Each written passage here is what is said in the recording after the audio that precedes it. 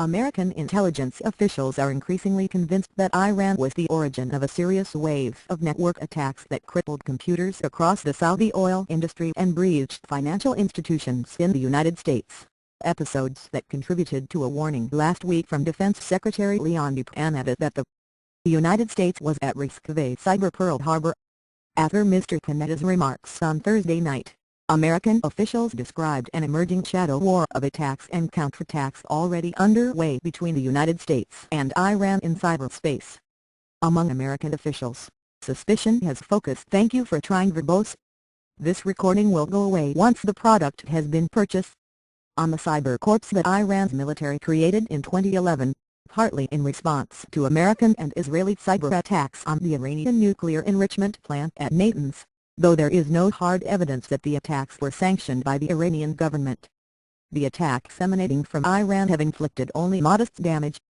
Iran's cyber warfare capabilities are considerably weaker than those in China and Russia, which intelligence officials believe are the sources of a significant number of probes, thefts of intellectual property and attacks on American companies and government agencies. The attack under closest scrutiny. Thank you for trying verbose. This recording will go away once the product has been purchased. Hit Saudi Aramco, the world's largest oil company, in August.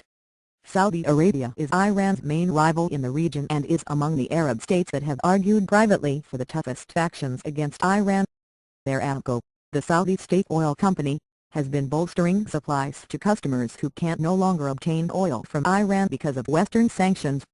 The virus that hit Aramco is called Shamoon and spread through computers linked over a network to erase files on about 30,000 computers by overwriting them. Mr. Panetta, while not directly attributing the strike to Iran in his "thank you for trying verbose.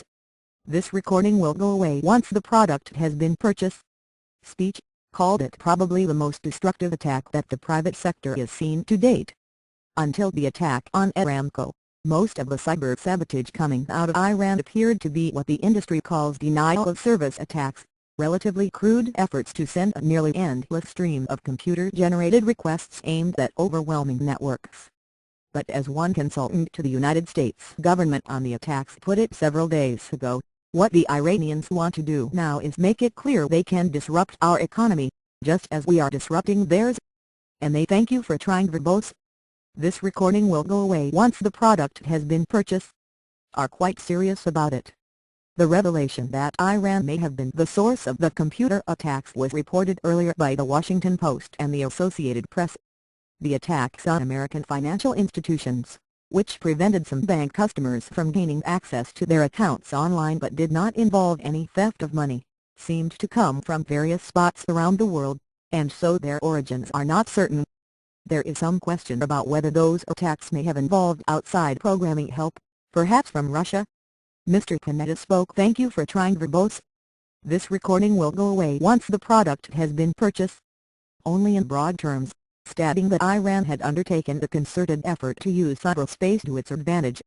Almost immediately, experts in cybersecurity rushed to fill in the blanks.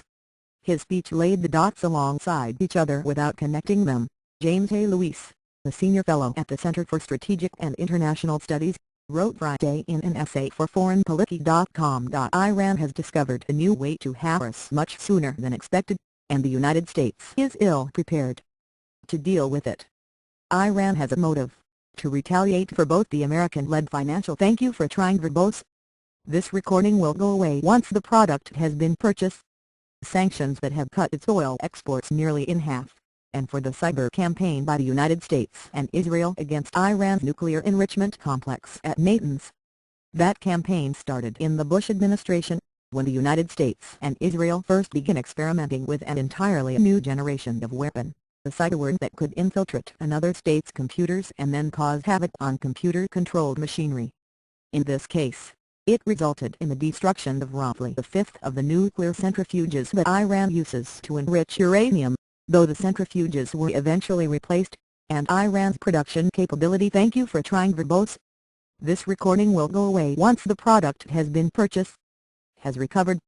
Iran became aware of the attacks in the summer of 2010, when the computer worm escaped from the Natanz plant and was replicated across the globe. The computer industry soon named the escaped weapon Stuxnet. Iran announced last year that it had begun its own military cyber unit, and Brig. General Gholam Reza Jalali, the head of Iran's passive defense organization, said the Iranian military was prepared to fight our enemies in cyberspace and internet warfare. Little is known about how that group is organized, or where it has bought or developed its expertise.